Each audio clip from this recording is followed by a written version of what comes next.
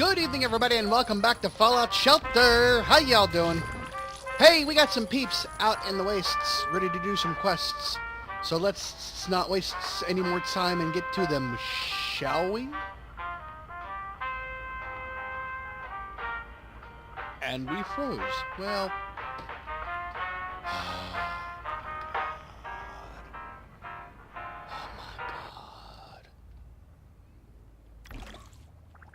Alright.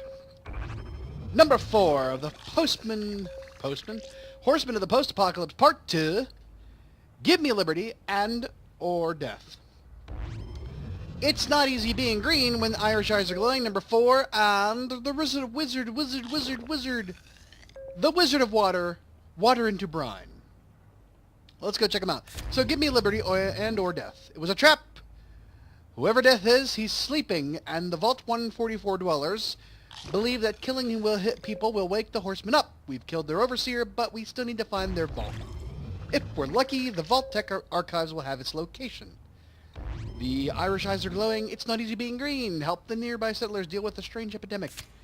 Nearby settlers have become very sick following the annual St. Patrick's Day festivities, with some reported cases of ghoulification.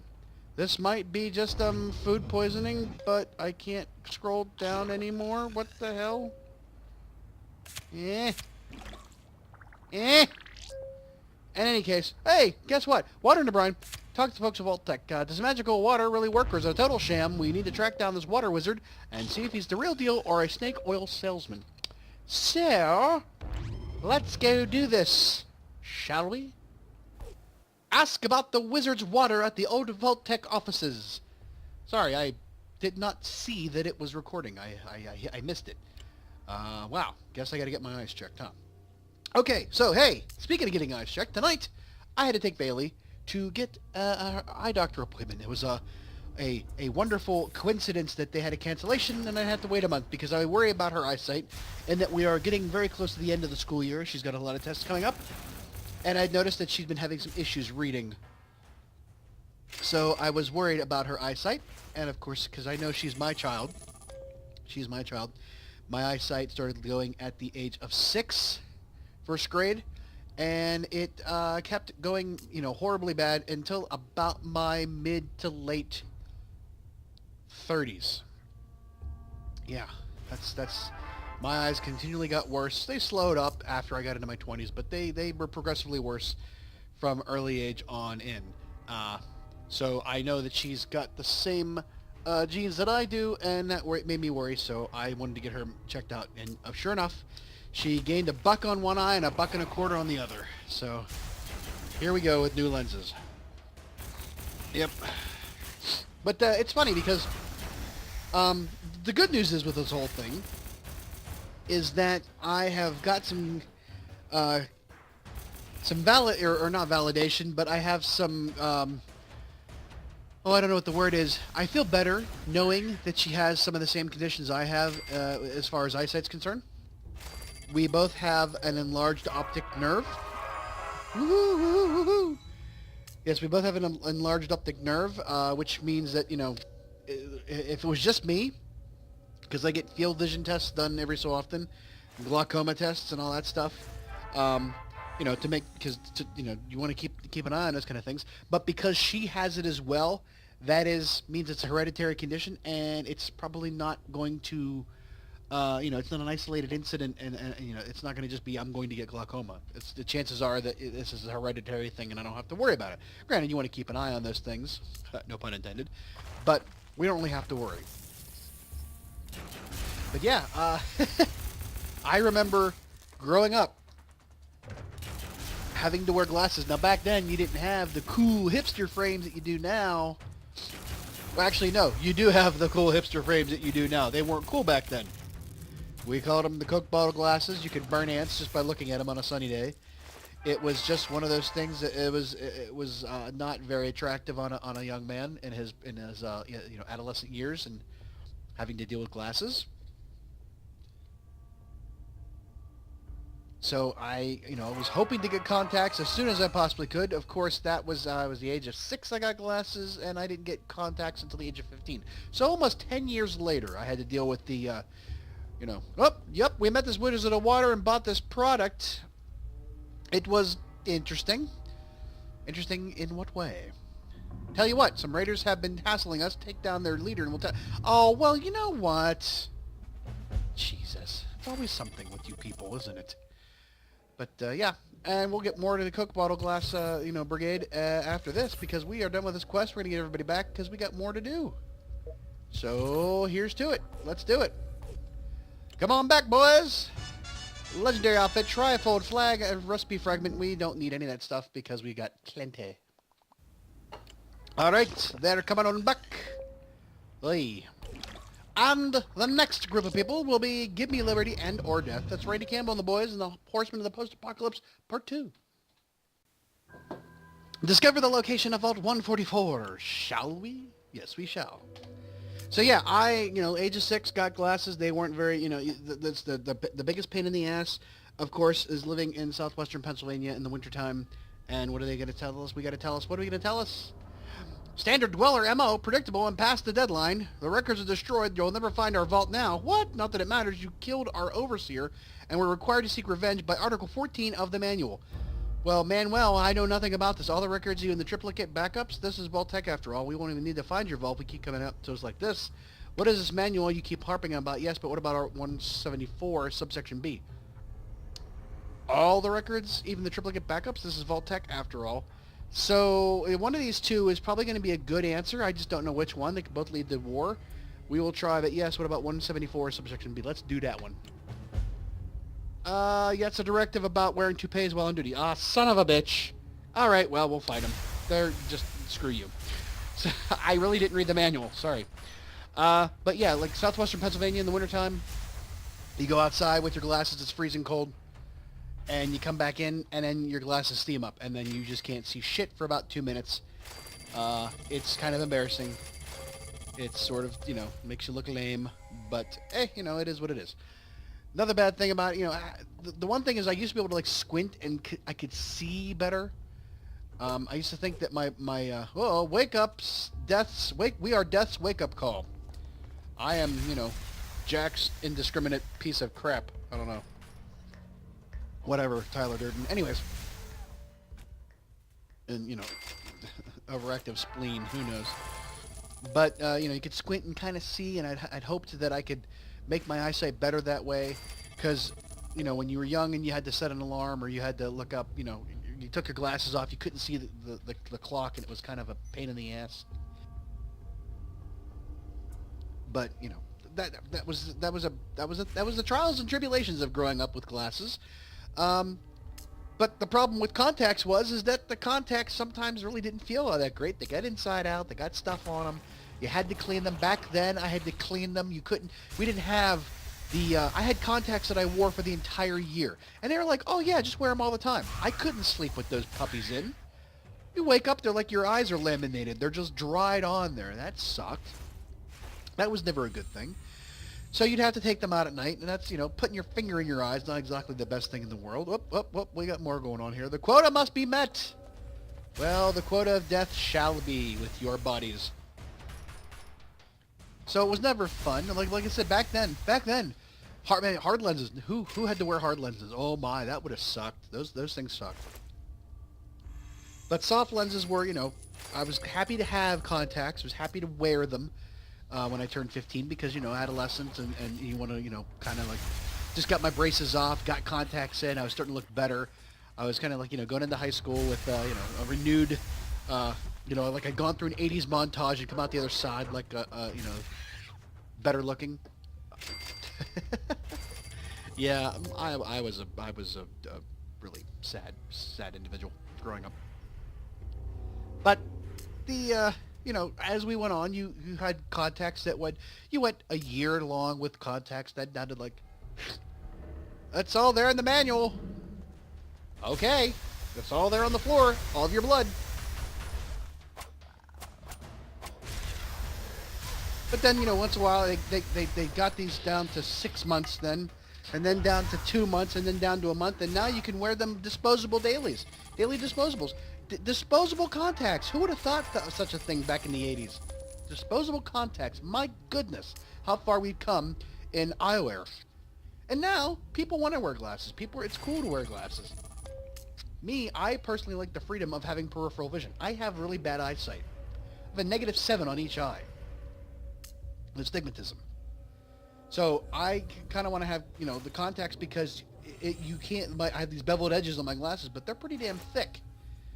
And you can't see outside, outside that field of vision. So I kind of want to have that because when you're driving, it sucks. So thanks for taking care of those wackos. I saw everything through the security cameras. I'm Drusilla. Whoops. I've been the archivist here since before the war. I birthed the records, but I remember everything. Vault 144 is only 10 miles west of here, but of course we have to go back to the vault first. But I'll take a look at this. I managed to save a copy of their Vault's Overseer instruction manual. In every article about Dweller Demise, death is always capitalized. Exactly. Generations have been waiting for and worshipping death because of a typo. Well, oh my god, please proofread this shit, will you? Woohoo, we got a Nuka-Cola Quantum. We beat the level. It's probably all a big sham-a-dam-a-ding-dong, but we'll continue going to find death. Shall we? Oh, we shall. Quest complete. Legendary outfit, recipe, Nuka-Cola Quantum, and Wonder Glue, and recipe fragment, which we don't need because we have. Okay, they're on their way back. About an hour. Back, get it? Hour back, get it? Sorry, old joke. Alright, it's not easy. It's not easy being green. Hi-ho, meet with the settlement leader. Oh, flippin' hell. Hi-ho, meet with the settlement leader. Yay! And yes, I had my arms flapping like Kermit. It's been a long Monday. This day after Easter. Wow. Alright. Help us, dwellers. Our community is being ghoulified. We set quarantine zones in the basement, but it keeps spreading. Uh-oh. We haven't heard from our leader in days. Uh-oh. Would you care for more refreshments before we investigate? No! No thanks. We'd rather just see the afflicted. No thanks. We just rather... Okay, though. They're all below. Good luck. Okay, well, we're going to go up first, because if they're all below, we want to go up and get all that stuff first. Yeah. I see what you did there. I see what you did there. So yeah, Bailey had her appointment, and, it's nice enough that my insurance covers basically all of the costs of the appointment and glasses or contacts, depending on which one. However, because she is getting these, she's getting something called Eisen, I as in E-Y-E spelled. But I guess it's like sort of like a bifocal, but it's not. Her age, bifocals. Now, there was some discussion over would it be worse for her to have bifocals because she'd deal with kids her own age giving her crap, or because the bifocals would be hard for her to reconcile the fact there's a line in her glasses. Me personally, I was like, yeah, she's gonna just be pain. She's gonna just think of them as being a pain in the ass to have to wear and see that line. She don't care. She don't care what people think. She's got a very, secure sense of self at this point, which is great. Which is really great. That's good for her. But she's going to get these, that's got like a zone in them, like a bifocal for, because she's nearsighted, but she can't see up close when she's got glasses on. So she's constantly looking over the edge of her tablet, but, it's sort of blurry without her glasses on up close, and I'm afraid she's going to try to get her nose on the damn tablet or computer when she's working. I'd rather her be like a good 16 inches away from those things, especially when she's reading a book, those kind of things. I don't want her eye muscles doing push-ups in there. So they're going to give her this progressive type of lens, like an Eisen, that has that zone in it, so that she can see up close with clarity, but still see far away with clarity as well. And it's just going to be up to her to take care of herself and, not forget that she needs to be a certain distance away from her brain. Which is also, you also want to be careful when you're using those things because your neck and the weight of your neck and, you can mess up your shoulders and all that stuff and cause your back problems and all that too. So, be very careful with your devices like that. But unfortunately, though, because of the progressive lenses or the Eisen lenses are a little bit more expensive, I'm going to end up shelling out some money on this stuff. But it'll be okay. Hey, she's this close to being done with the school year. I want her to have her eyesight. You got to take care of that stuff. That's one of those rules my mother taught me when I was a young kid. Something about your eyes, something about your feet, and something about sleep. Make sure you take care of your eyes, make sure you take care of your feet, and make sure you get a good night's sleep. Those kind of things. You know, things you don't skimp on. Shoes, a mattress, and, you know, your eyes, and brushing your teeth, too. But a lot of things my mom used to tell me about. So, all right, they're all done. We're all coming back. Oh, no, we're not done. We got to go. Oh, we still got a whole big thing here. I forgot all about the downstairs. You got to take care of the downstairs. Always take care of your downstairs, right? Yeah. Alrighty. Whoops, again. I just really didn't, you know. Oh, this might explain the epidemic. Well, there's glowing red roaches. Holy crap, dude. Yeah. Okay. Sure. Did that. What are we going to do? We got to meet with the settlement leader, visit the yellow quarantine zone. Hey there, have you come to rescue us? Sure. Some here have already started to turn into ghouls. Uh-oh, I think I'll drown my sorrows in a pint of green beer. Who's that guy there? First we need to figure out what's causing all this. Did you do anything out of the ordinary these past few days? Lick something that wasn't good for you? You mean apart from drinking green beer? Nope, nothing at all, for God's sakes. Seriously, dude, what are you doing? Oi, he's a ghoul. It's too late for him, unfortunately. Alcoholic that he is.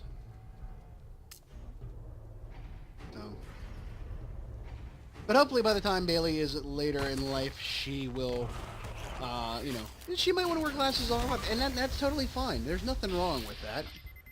Like I said, for me, it's a choice of having that peripheral vision, and I think that's aesthetically, you know, better looking to me. But like I said, she doesn't care. She's like already like a teenager or a college student at this point, I think.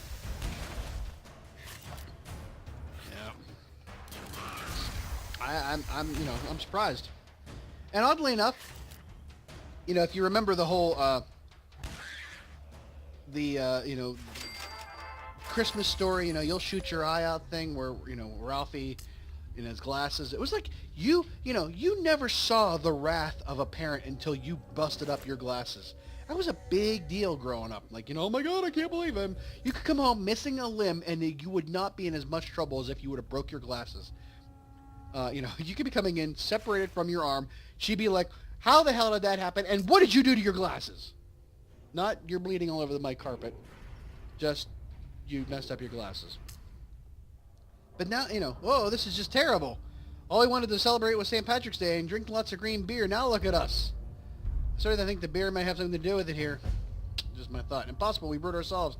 Add some Biohazard brand dye and, ooh, yeah. That's probably bad. Probably bad, boys. Sorry to hear that. But for all that, you know, for all of being 9 and having to have the rough and tumble and, you know, klutziness that she is, because she is my daughter and that is our genes at work. Klutziness comes with the territory. She has been very good at not destroying the glasses. I mean, they get smudged, they're dirty half the time, but they haven't broke. Adding anything to a pint of gat is a crime. What? The hell was that? But she's been very good, and you know that says a lot for someone at that age to be able to take care of something like that, expensive, you know, as it is, and not destroy them. Now, she's been known to just, you know, destroy some other stuff and say, "Oh, sorry," and I'm like, "No, don't be sorry. Just don't do it again." You know, that's the leader. I don't think we'll get much from him. Yeah, I think he's too far gone at this point.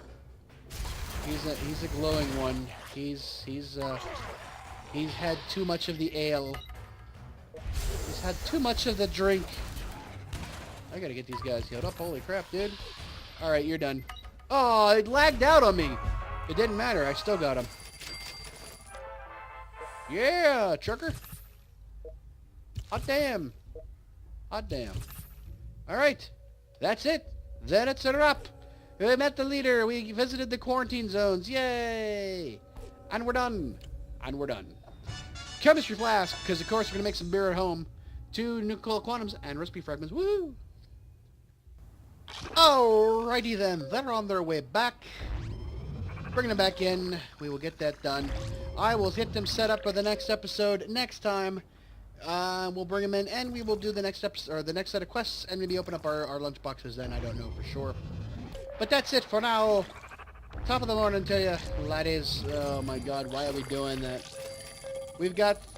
Holy crap, dude. We got 3 more quests there. We got 1 more quest there. And we got 2 more quests there. So let's see here. Let's let me logically think about this and then cut it out. How about this? Maybe we'll just do the It's Not Easy Being Green, or the Irish guy's glowing. Yeah. When the Irish eyes are glowing, we'll do the last quest of that, and then the last 2 for the Horsemen of the Post-Apocalypse, and then we'll spend the last 5, 6, 7, 8. Shit, I can't do that. Son of a bitch. We'll figure it out. Maybe we'll throw in a couple of these things in here. Holy crap. Hey, we got new ones. Oh, crap, dude. Another set of new quests. Holy crap. There's all kinds of shit going on here, dudes. We're going to have to... we'll do something. Alright, so the rite of spraying, spring, that's a springtime for Hitler and Germany. We'll do those along with the Jobson's jersey. So we'll hold off on this for a little bit now. But we'll bring everybody back in and get them all back out. But that's it for now. Thanks for coming in and joining me again. Hope you had a happy Easter. And we will see you next time on the flip side. Bye-bye.